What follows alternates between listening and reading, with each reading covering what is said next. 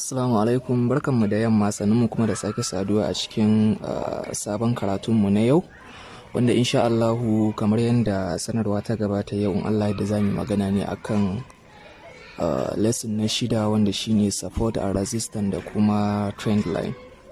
So a baya mun yi bayani akan market structure wanda wasu a baya suna tunanin kasuwar forex tana tafiya ne anyhow, kamar misali in sama take yi to kawai za ta yin sama ne, haka ma kuma in ƙasa take yi za ta yin ƙasa ne, wanda kuma ba haka ba ne. Kasuwar tana tafiya ne using support and resistance, wanda shine yau nake so insha Allah za mu karatu akan shi, mu san shi mu kuma san yaya yake aiki. Support and resistance wani waje ne wanda idan kasuwa ta je wajen take juyawa, ma'ana muke samun support ko resistance a wajen.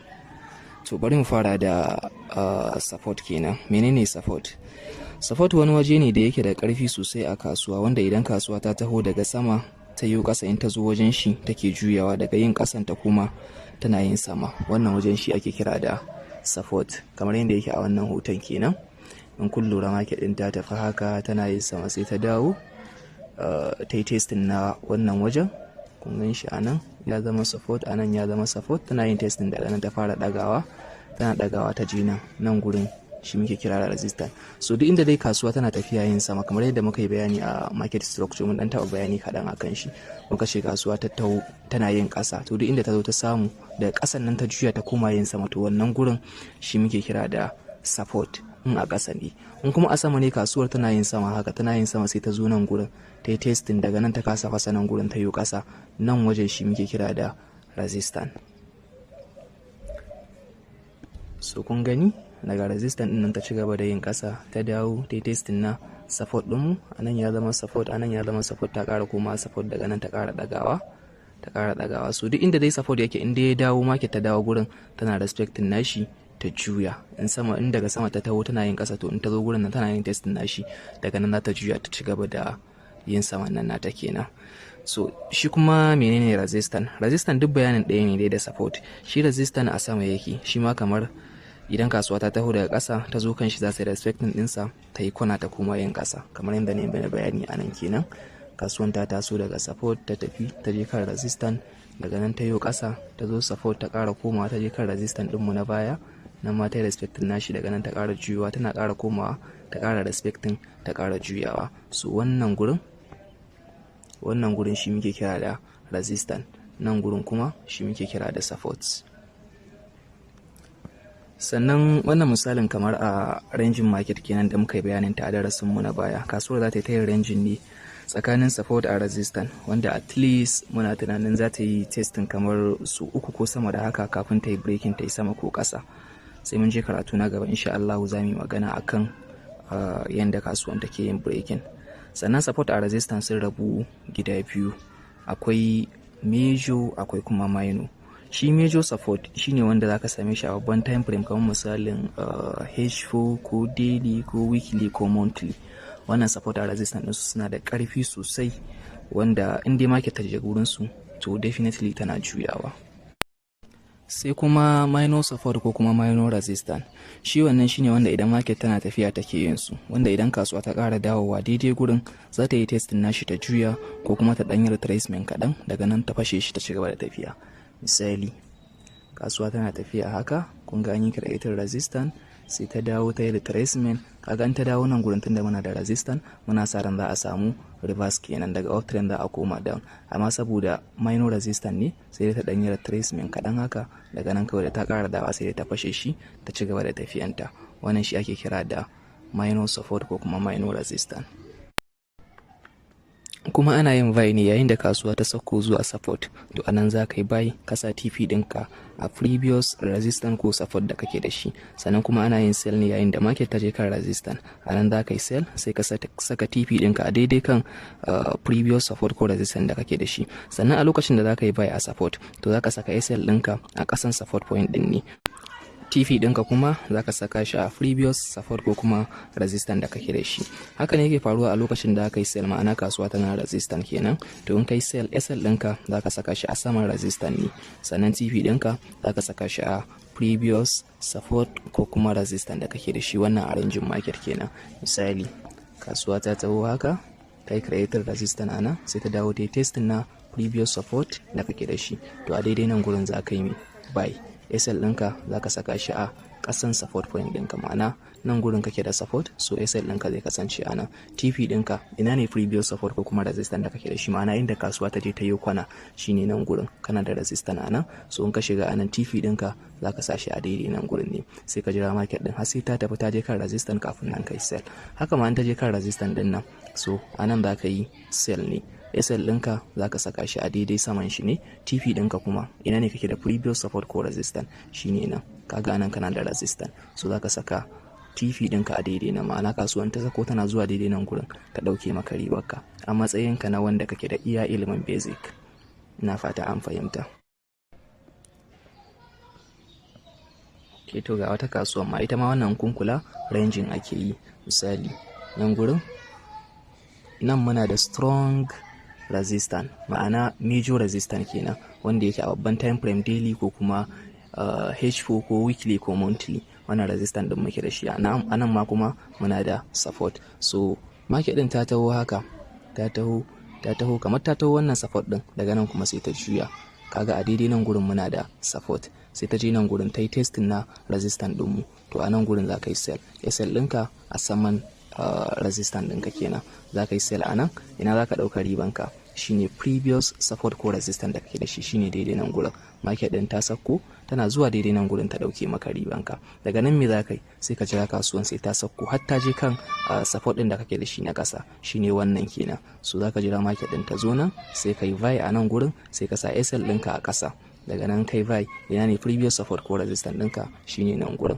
Kasuwan da ta tashi ta zo nan gurin a ɗauke maka ribanka. Daga nan za ka ƙara jiranta har sai ta ƙara komawa kan resistance. In ta zo nan za ka ƙara yin sell. SL ɗinka a saman resistance. In kai sell, ina ne kake da previous support ko resistance, shine nan gurin. Kun gan shi ta zo ko bata zo ba, ta zo gashi nan, tana zuwa nan gurin a ɗauke ma ribanka. Za ka jira market ɗin ta zo nan ko kuma ta koma sama. So daga nan bata ƙara so support ɗin ba, sai ta juya ta ƙara komawa ta yi testing na resistance ɗinka. So a nan ma kana da opportunity na ƙara yin sell. Za ka yi sell SL ɗinka a sama. Ina za ka ɗauka ribanka shine previous support ko resistance, kaga a nan muna da support, so za ka ɗauka ribanka ne a daidai nan. Ana zuwa nan ka ɗauka ribanka, ba ruwanka da ragowar tafiyan da za a yi a nan ko kuma a nan. So da ka ɗauka ribanka a nan sai ka jira kasuwan ta ƙara komawa kan resistance ɗin, kan support ɗin da kake da shi a ƙasa. Yawa shine daidai nan gurin kenan, za ka jira kasuwan ta zo nan gurin kan support ɗinka, sai ka yi mai buy. SL ɗinka a ƙasa. In ka yi buy, ina ne previous support ko resistance da kake da shi, shine nan. An gan shi, za ka yi buy a nan. Kasuwan da zaran ta daga tana zuwa daidai nan gurin ta dauke ma ribanka. Daga nan ba ka ƙara buy ko sell ba, har sai ka jira har sai ta je kan resistance din da kake da shi. Okay, sannan kada mu manta mun yi karatu akan wasu candlestick da muke ce musu reversal candlestick. Su ne wa'anda idan muka ce ana yin buy akan su ko kuma selling akan su a yayin da market ta je inda ya dace. So a lokacin ba mu muku bayanin inda ya dace ba. Misali shine a nan gurin.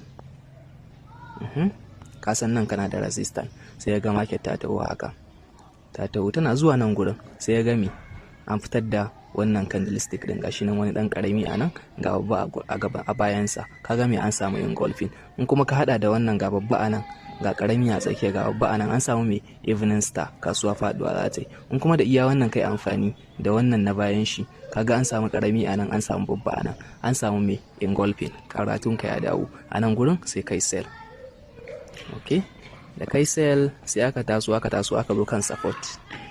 Ana zuwa kan support din nan, kai ka san kana da support point a nan gurin. Me kake jira gani?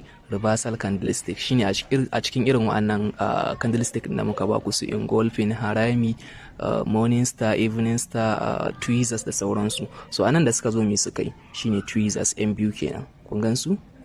Ga daya ga daya. In kun kula nan kansu daya, nan kansu daya. An baka mai confirmation din cewa trend din daga nan zai juya zuwa sama ne, kawai sai ka shiga.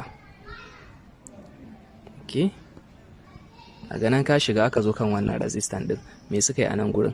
An kulle me pimba, gata nan doguwan jela da kuma real body dan karami, shine yake baka confirmation cewa nan gurin is strong, za a samu mai reversal a nan gurin kenan. Just sai kai sell, da kai sell a tafi da kai. Okay, nan ma me akai? Nan ma pimba suka kulle. Kun gani ta zo ta yi testing na resistance, sai aka gata nan doguwan jela da dan karamin kai. So an samu fin ba kenan. A nan gurin kawai shiga za ka yi, kaga za a samu abin na reversal kenan. Daga nan ka gani kasuwan ta zo ta faɗi. So in ka duba duk karatun da muka yi shine da yake ƙara dawowa kenan. So mun gama da yadda ake trading a ranging market. Kada ku manta mun ce ana selling a resistance, a kuma yi buying a support. Sannan gurin da aka ɗauka ribanka previous support ko kuma resistance. Ina za ka sa SL ɗinka shine ƙasan support ɗin da kake da shi. Ina fata an fahimta.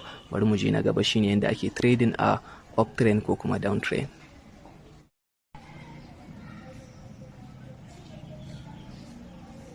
To sai kuma bayani akan support a resistance da yake a uptrend market. Kamar yadda muka yi bayani a karatunmu na baya a market structure, mun ga yadda uptrend yake tafiya. Yana tafiya ne na creating din higher high da kuma higher low. To a uptrend wannan higher high din daidai wajen shi muke kira da resistance, shi kuma higher low din daidai wajen shi muke kira da support. Sannan idan market tana yin uptrend to kai iya opportunity din buy zaka nema. Ma'ana a koda yaushe in ana uptrend to zaka dinga jiran market ne ta gama yin retracement ɗinka, da zarar ta zo ta yi maka higher low, wato an yi creating na support kenan, to anan zaka yi buy. Stop loss ɗinka zaka saka shi a ƙasan support ɗin, take profit ɗinka kuma wato TP zaka saka shi a daidai previous high da kake da shi a matsayinka na wanda yake da ilimin basic. Sai ka gira ta yi wani higher low ɗin, daga nan sai ya ƙara shiga. A haka ake trading a uptrend market. Misali a nan gurin market ta tashi haka, me ta yi haya haiko a karatunmu na baya, sai ta dawo ta yi haya low. To daidai nan gurin shi muke kira da resistance, nan kuma shi muke kira da support. Daga nan ta ƙara tashi ta ƙara yin creating ɗin haya high, nan gurin muke kira da resistance. Sai ta ƙara dawowa previous haya high ɗin mu ta yi creating na me haya low, daidai nan gurin muke kira da support. Duka abin ɗaya ne, kawai suna aka canja musu. Daga nan ta ƙara tashi ta ƙara yin haya high, nan gurin sunansa me resistance. Ta ƙara dawowa ta yi haya low, ta yi testing na me previous resistance da muke da shi, sai ya koma support. Nan higher low din shi yake kira da support, nan kuma higher high din shi yake kira da resistance. So daidai nan gurin a uptrend ana yin iya buy ne kadai ake yi a cikin ta. Ma'ana ka jira ka ga market din ta tashi haka, me kake jira ta gama yin retracement ɗinka, retracement ɗinta ta zo ta yi creating na me higher low wato support kenan. So a daidai nan gurin za ka yi buy.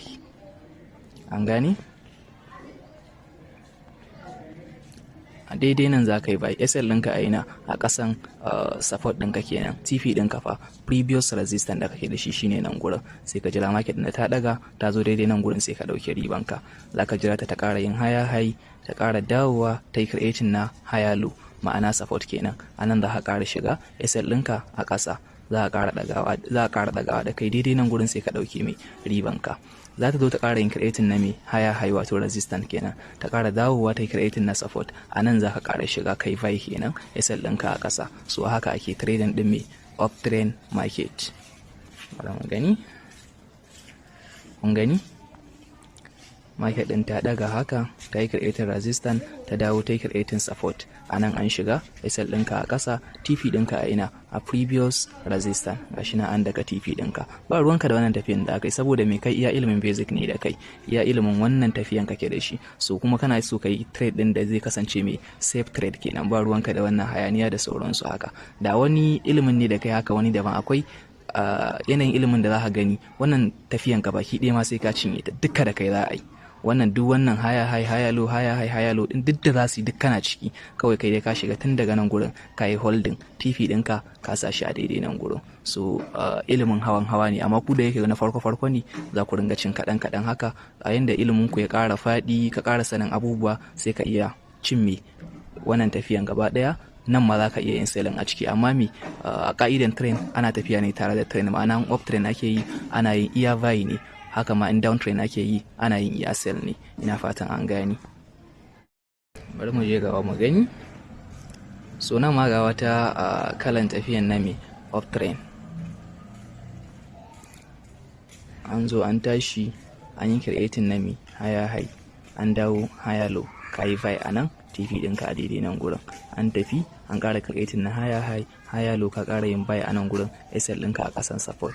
An ƙara ɗagawa an zo nan gurin an ci TP ɗinka, ka kyale ta yi tafiyanta. Daga nan ta ƙara dawowa me bata dawo daidai nan gurin ba, saboda kaga baka da buy a nan gurin, sai dai zaka yi amfani da wani kalan strategy din, musamman irin su trendline da sauransu, watakila a wannan za su iya baka opportunity inda ka ƙara yin buy a daidai nan gurin.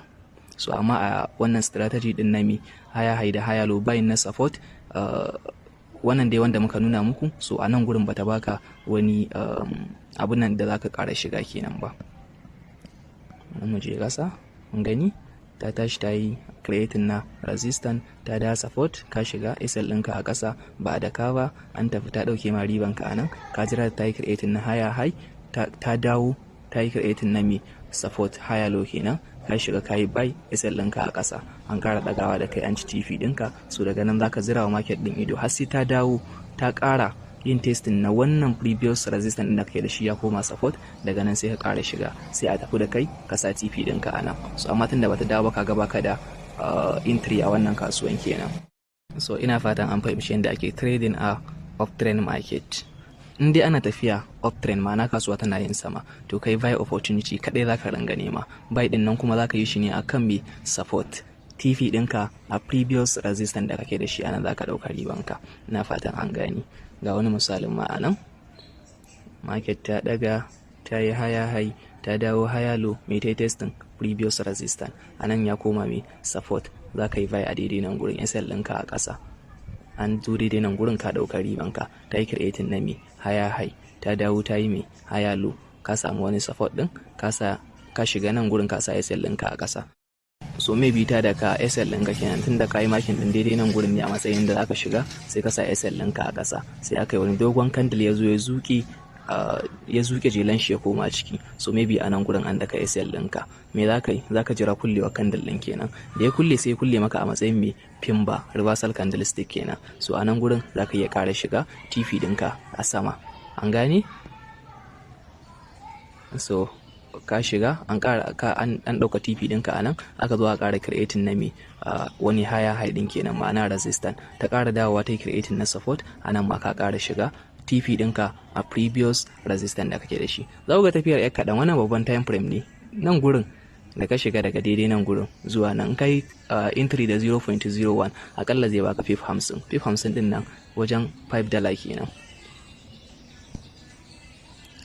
So a haka ake trading din uptrend. Gashi a daidai nan gurin, wannan misalin da yake sama ne kawai TP din da abin da aka yi gyara.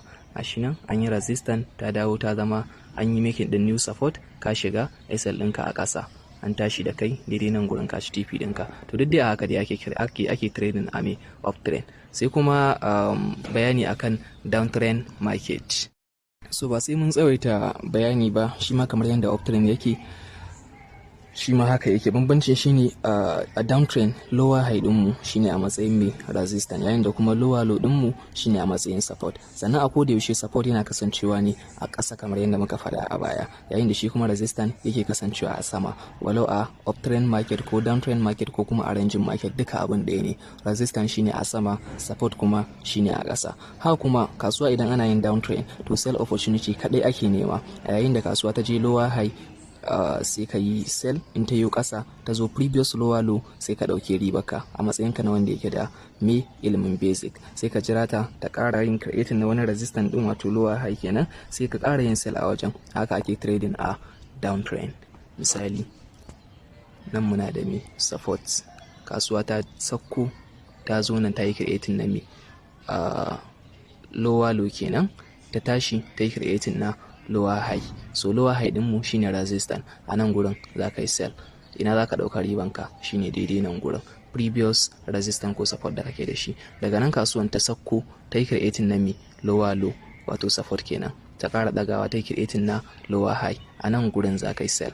An gane? Ina za ka ɗauka ribanka previous resistance ko support da kake da shi shine daidai nan gurin. Market ɗin ta sakko, an ɗauka ribanka. Daga nan ta yi ƙasa ta yi creating na me lower low, wato support kenan, ta ƙara ɗagawa ta yi lower high, wato resistance, a nan za ka ƙara sell. Ina za ka ɗauka ribanka shine daidai nan gurin. Ta ƙara sauka, to a haka ita ma ake trading ɗin me downtrend market. Duk mun yi bayani a uptrend, so kawai juya abin za ku yi, duka karatun daidai ɗaya ne. So kun gani ya yi selling a nan, SL ɗin shi a sama, TP ɗin shi a previous resistance ko support. Ya yi selling a nan, SL ɗin shi a sama, TP previous resistance ko support shine nan, an daga TP. Ya yi selling a nan, SL ɗin shi a sama, TP din shi a previous resistance ko support. A haka ake trading dinta. Okay, so yanzu za mu je cikin MetaTrader kenan, sai mu dudduba mu ga ya abun yake kasancewa don ku fi fahimta yadda ya kamata.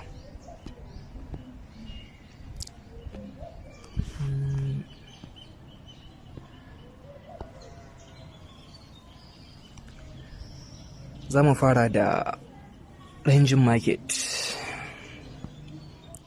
Bari mu duba GBPPS. Pound Canadian.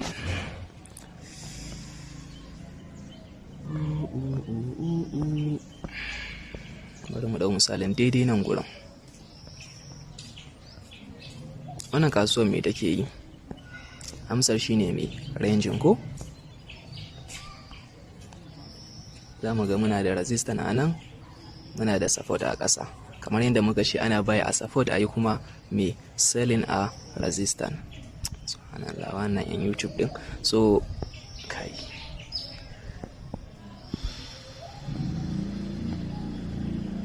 so market ta zo daidai kan support, anan za ka yi buy. Gashi nan ta yi me? Ta kulle maka Fimba a daidai nan gurin. Nan muka ce shine mai support point din mu kenan. Ta zo ta kulle ma Fimba a matsayin mai reversal candlestick. Za ka yi buy a nan. TP ɗinka a previous resistance ko support da kai da shi shine daidai nan gurin. Kun gan shi an zo an daka TP ɗinka. A nan ba ka ƙara buy ko sell ba, har sai ta ƙara komawa can resistance ɗin da yake sama. A nan za ka yi sell. Ina fatan ana ganewa.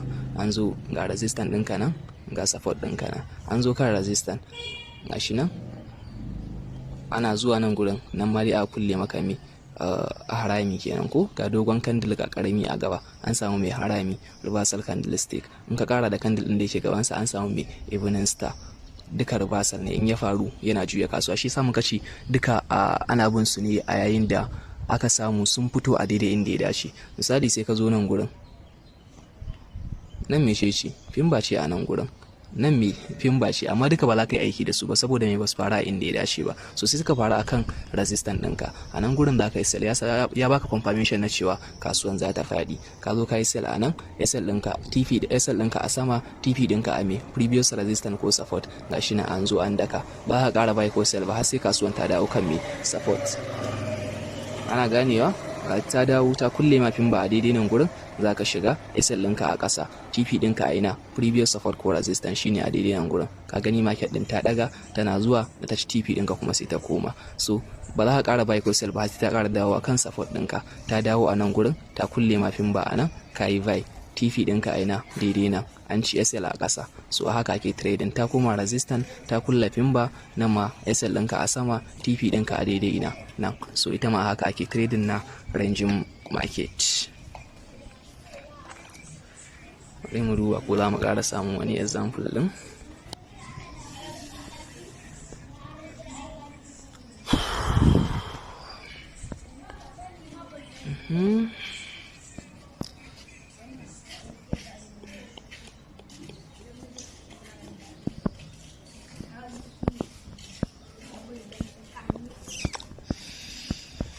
Chat ɗin ne ya yi ƙarami, amma da an kun lura tun daga nan gurin har zuwa nan duka ranging ake yi. Kun gane? So chat ɗin ya yi ƙarami, balle mu ba da misali. Amma dai gashi kana da support a nan, za ka shiga SL ɗinka a ƙasa, TP ɗinka a previous resistance ko support. Nan ma kana da resistance sun kulle ma Fimba ko wani reversal candlestick, a nan za ka shiga TP ɗin SL ɗinka a sama, TP ɗinka a me previous resistance ko support shine a nan kenan. So haka ake trading a ranging market. Bari mu duba uptrend. Bari mu je viewing da suke da euro. Mu duba euro CHF. Yawwa, ga wani uptrend mai kyau ma kuwa. Kasuwa ta tashi, ta yi creating na me resistance, wato higher high kenan. Ta dawo ta yi creating na me higher low, wato support kenan. Kun gan shi? So a nan gurin za ka yi buy. SL ɗinka a ƙasa, TP ɗinka a daidai nan. An daga an ci TP ɗinka, an je an yi creating na wani mai higher high din, wato resistance kenan. Ta dawo ta yi creating na support. kun gan shi ka koma karamin time frame za ka ga ta baka reversal candlestick mai kyau nan. So sai ka shiga SL ɗinka a ƙasa, TP ɗinka a mai previous resistance. Nan ma ta yi creating na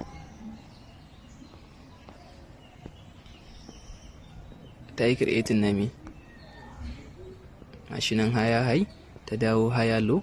A nan za ka shiga, za ka yi buy SL ɗinka a ƙasa, TP ɗinka a nan. Haka ake trading ɗinta ita ma. Bari mu duba wani misali. Muka je kan chart ɗin ku duk za ku gansu. Bari mu duba Euro GPY. Ita ma ga wani uptrend din mun samu. So market ta daga, ta yi me? Mu dan kara wannan abun fadi. Ta yi creating na resistance, ta dawo ta yi making new support. A nan za ka yi buy SL ɗinka a ƙasa, TP ɗinka a mai previous resistance ko support. Gashi na an zo an ci, aka ƙara yin resistance, ta dawo ta yi making ɗin new support, za a ƙara buy a nan, SL ɗinka a mai ƙasa, TP ɗinka a nan. So gashi nan an zo an ci, aka ƙara ɗagawa, aka yi creating na resistance, aka da aka yi making ɗin new support. So a nan ma ok bata ƙara so ba. So a haka dai ake yin trading din. Kuka je za ku ga misalan su akan chart din ku, suna nan da yawa. Duk dai shine abin da yake faruwa a market din. Za mu duba downtrend market, tunda mun yi na uptrend, mun yi na ranging. Mu duba Australian dollar.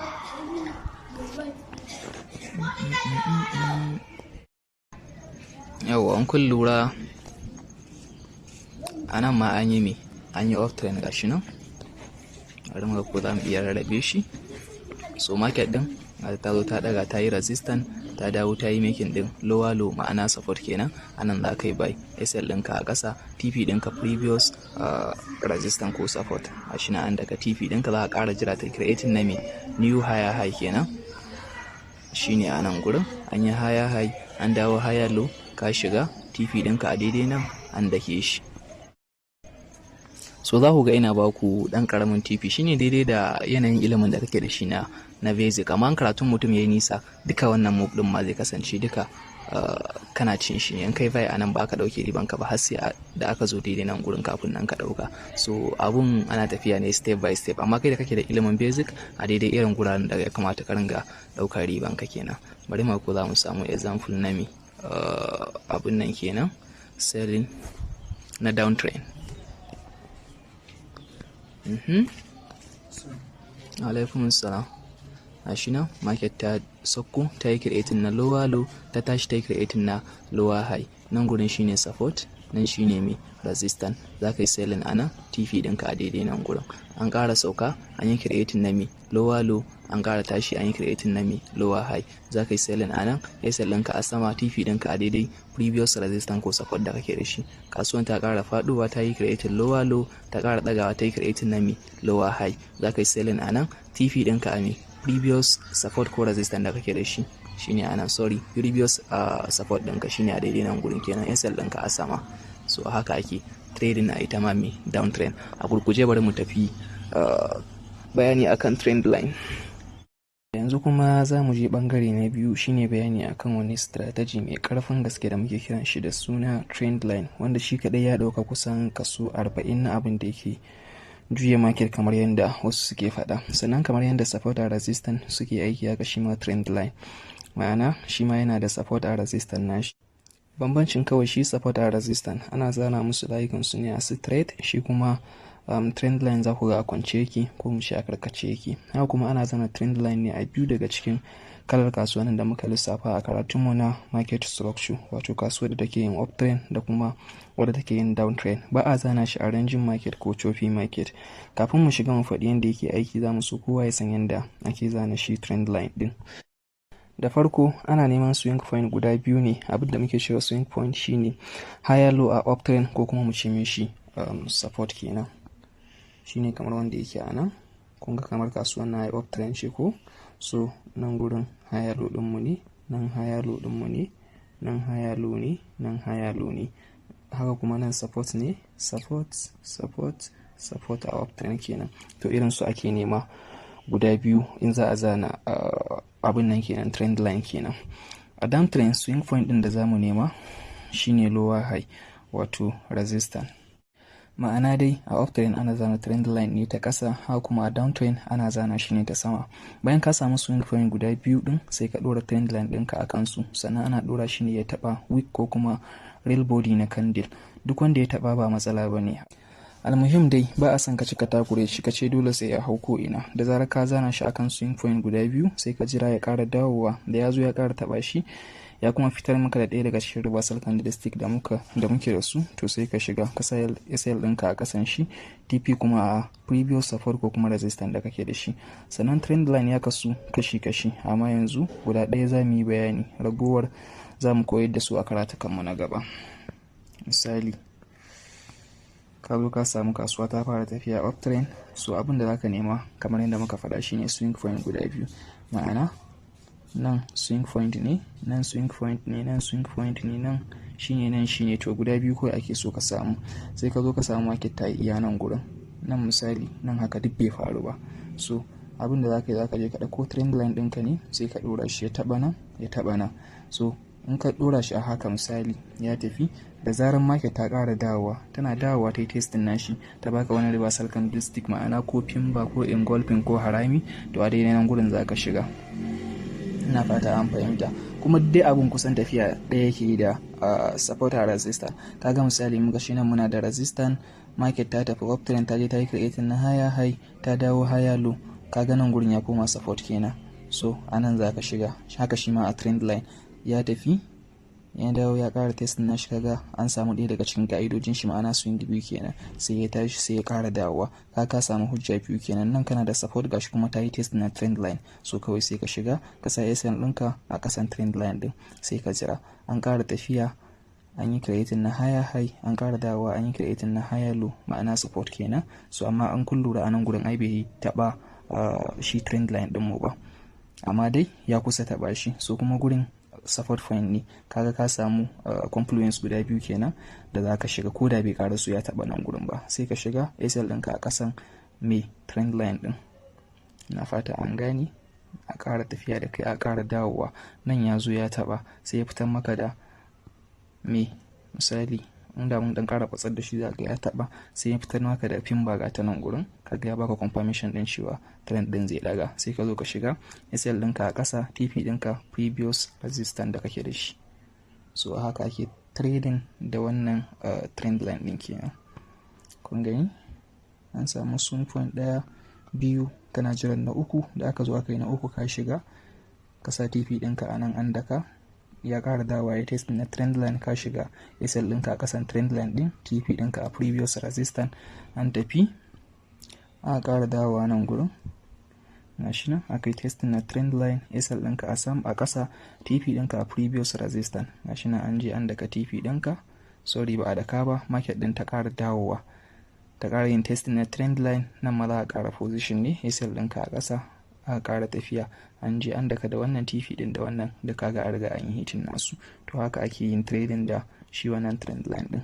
Ga wani misalin ma a nan kun ga an samu swing point ɗaya biyu, ka ɗora trend line ɗinka, market ta tafi ta ƙara dawowa ta yi testing nashi, ta kulle ma pimba ga ta nan, in ka hada da wannan candle ɗin da pimbar da ke ƙasa da wannan candle ɗin an baka mai morning star, ka samu confirmation ɗin shiga, ka shiga an tafi da kai, an ƙara dawowa a nan gurin gashi nan tweezers akai ko nan ma sun baka confirmation ɗin reverse, ka shiga TP ɗinka a previous resistance. To da haka shi ma ake trading da shi wannan trend line ɗin. Sai kuma ta ƙasa muka shi ana zano shi trend line, in kasuwa uptrend ne ana zana shi ta ƙasa kenan, shine a haka ake zana shi.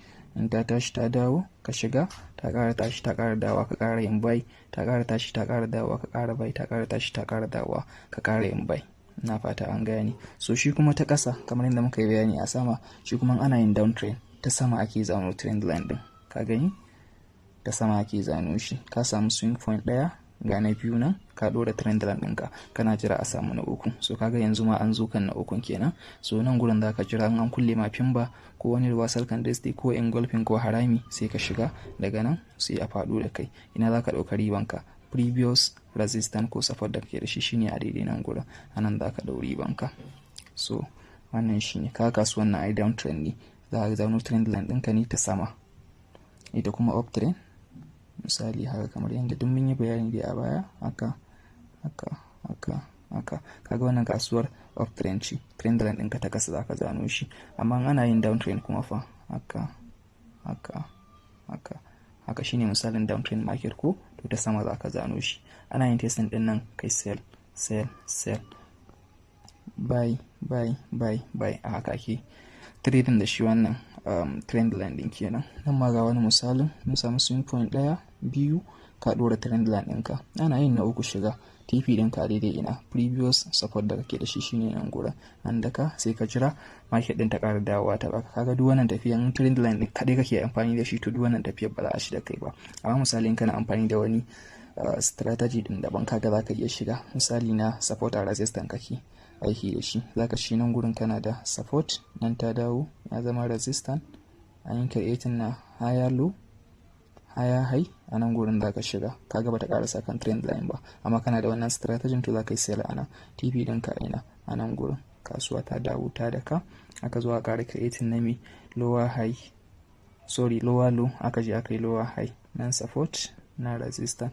In ka ja layin ka za ga a baya yayi acting as a support, kaga level din yana da karfi kenan, za ka yi sell a nan TP ɗinka a me previous support ko resistance shine nan gurin. So ta haka ake aiki da shi wannan strategy na trend line kenan. Nan ma dai gashi a kasuwan downtrend ne, ka samu swing point 1 2, za ka zana trend line ɗinka, kana jiran a samu na uku. An samu na uku aka kulle ma da pimba, za ka shiga TP ɗinka a me previous support, gashi nan an daka, za ka ƙara jira sai da kasuwan ta ƙara koma nan, ta ƙara test na trend line ɗinka ta kulle mafin ba, za ka shiga a nan. Alaikum salam. To kai selling SL ɗinka a sama, za ka sa TP ɗinka a nan gurin, an zo an daka TP ɗinka, za ka ƙara jira market ɗin sai ta ƙara dawa ta yi test na trend line. Yanzu kaga ta zo daidai gurin kenan. To a nan gurin za mu tsaya mu gani, in ta ba mu reversal candlestick pattern mai kyau kamar pimba ko engulfing ko harami ko wani pattern ɗin, sai mu yi sell a nan. Za mu sa TP ɗinmu a previous resistance ko support. So haka ake trading da shi wannan trend line din kenan. Bari mu shiga kan MetaTrader mu dan dudduba yanda yake aiki.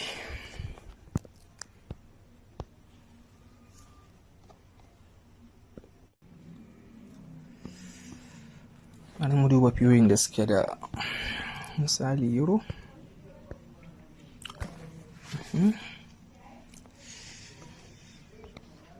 kuma H1.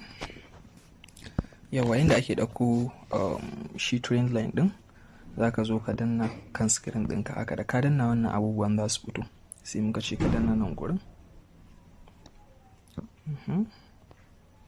Za ka danna wannan nan kenan, in ka danna shi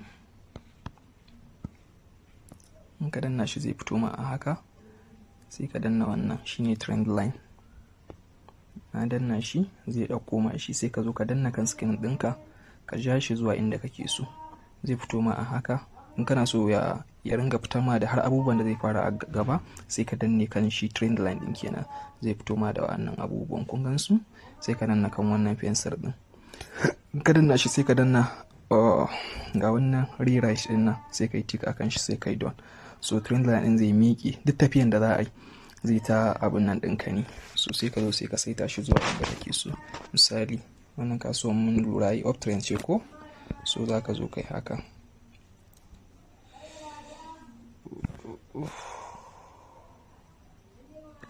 me aka ce ka samu swing point guda biyu, haka ne. So ka zo ka samu ɗaya nan, ka samu ɗaya nan, kana jiran wani ya zo ya faru, sai aka zo aka yi testing a nan gurin,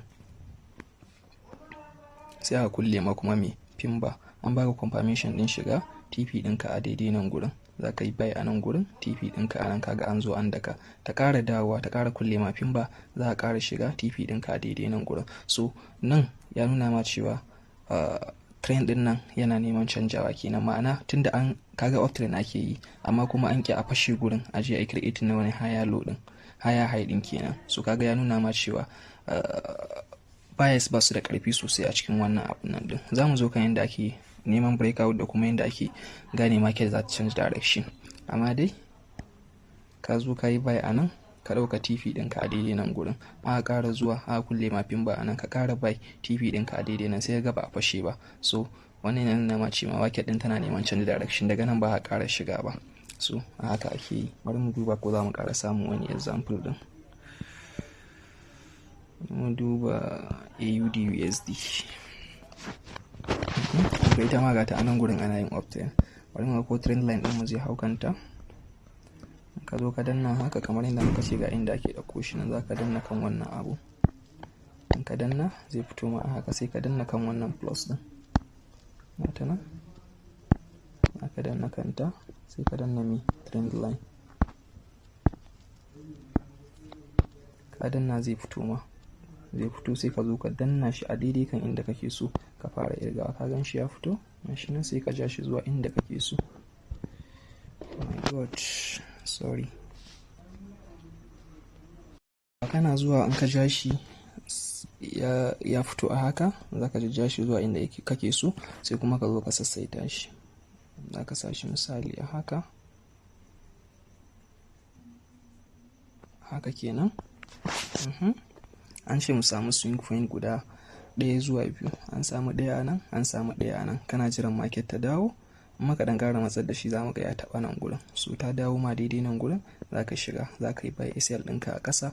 Ina zaka ɗauka TP ɗinka, shine previous resistance da kake da shi, shine a nan gurin ko market ta tashi ta ɗaukan ma ribanka, sai ka jira ya ƙara dawowa yayi testing. Yawwa da ya dawo maimakon ya yi testing ya koma, misali ya dawo haka maimakon kawai a yi testing a koma, sai ya yi sai ya breaking. To tun daga nan gurin, tun daga nan wanda suke da ilimin market sosai sun san me aka yi a daidai nan gurin, sun san me trend din nan ya canza direction daga uptrend ya koma down. So tun daga nan ka san cewa ko da ya zo ya kulle ma pin bar, misali ne yanda ya kulle wannan pin bar, to ba ka bi ta ba, saboda me ka san trend din ya canja, yanzu down trend za a koma ba uptrend ba.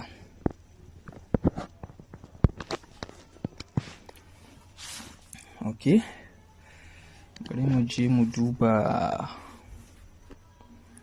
wanda yake yin downtrend. Mu duba euro cardinal, euro AUD, no, euro Swiss francs. Mu gani a wannan. Yawa a wannan kasuwan kun ga nan gurin, nan kun lura me ake yi, downtrend. So zaka zo ka dauko trend line ɗinka kamar yadda muka ce, zaka danna nan gurin. In ka shiga zaka danna kan plus ɗin nan, mata nan zaka danna ta, sai ka dauko trend line ɗinka. Da ka danna kan shi kawai zai dauko, sai ka zo ka ja shi zuwa inda kake so.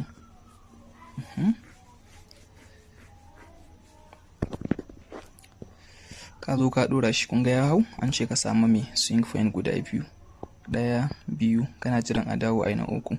An dawo sai a kulle ma da pin bar, an baka confirmation cewa trend din zai zo ya faɗi. Za ka yi selling a nan, TP ɗinka daidai nan gurin. An daka aka ƙara dawa ba a ƙara sa kan shi ba, aka juya, kaga anan baka da entry. Aka ƙara dawa ba a ƙara sa kan shi ba, nan ma baka da entry. Aka ƙara dawa aka je aka yi testing nashi, suka kulle da mi pin bar. Kun ganta nan? Shi yasa na ce muku pin bar din nan tana da ƙarfi sosai. In dai ta fara inda ya dace, to market tana juyawa. In ka haɗa ta da candle din da yake baya, misali ga wani babban candle nan, ga wani babba a gabanta, an samu me evening star, kasuwa za ta faɗi kenan. Zaka zo ka sell a nan, TP ɗinka a daidai ina previous resistance ko support da kake da shi, shine nan gurin. An zo an daka TP ɗinka. So haka ake trading da shi wannan trend line ɗin kenan.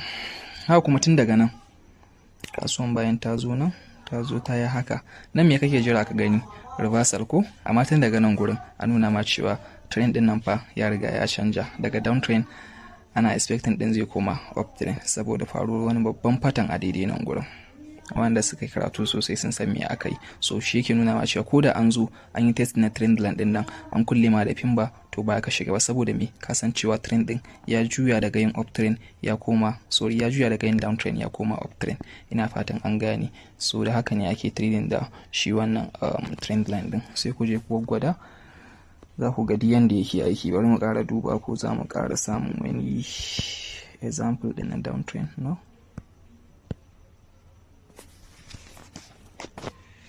A wata kasuwa nan, a nan gurin ma bari mu ga ko zai aiki. Za mu zo mu ɗauko trend line ɗinmu, in ka ɗauko shi haka, sai ka zana shi. In ka zana sai ka ɗauke shi ka ɗan gyaggyara shi zuwa inda kake so ya hau. Ka gyara shi a haka,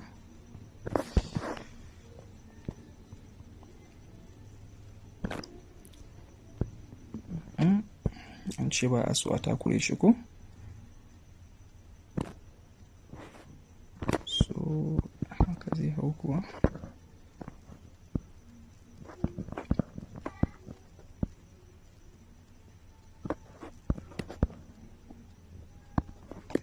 An ce mu nema swing point guda 1 zuwa 2. Anan an samu 1, an samu 2, so muna jira mu ga an yi na 3 kafin nan mu shiga.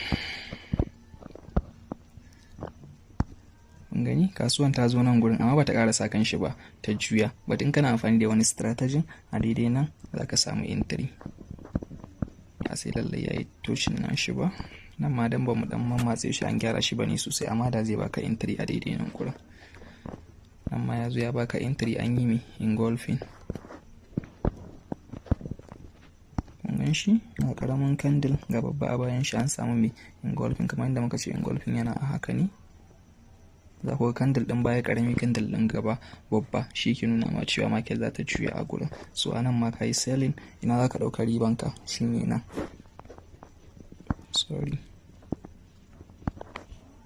Za ka ɗau ribanka a daidai nan gurin ne, market ta sauka ka ɗauka ribanka. Sun zo sun yi testing anan suka kulle ma da me gashi nan ma engulfing akai, ka shiga previous support ko resistance shine nan gurin, an zo an ɗauka ribanka. To tun daga nan ma ka samu me pattern da yake nuna ma cewa trend din nan ya juya. Saboda haka wannan abun nan din da suka yi, pattern din da suka yi test na trend line din nan shi ma ba za ka bi ba, saboda me ka san nan gaba kaɗan za a yi breaking nashi. So kun ga kuma dawowan da suka yi sai suka yi breakout. So shi ma duk zamu nuna yadda candle din yake yin breaking da kuma alamun da ka gani ka gane cewa nan gurin an zo ba za ka shiga ba, saboda ana expecting din cewa kasuwan za ta yi breaking kenan. So da haka muka zo ƙarshen karatunmu na wannan satin kenan, sai kuma Allah ya kai mu sati mai zuwa. Mai tambaya insha Allah zuwa gobe za a bude group, sai ku yi tambayoyinku insha Allah, admin din mu suna online, za a yi kokari wajen ba ku amsa. Muna muku fatan alkhairi. Arewa FSC ta ku ce, mu ma naku ne. Bisalam.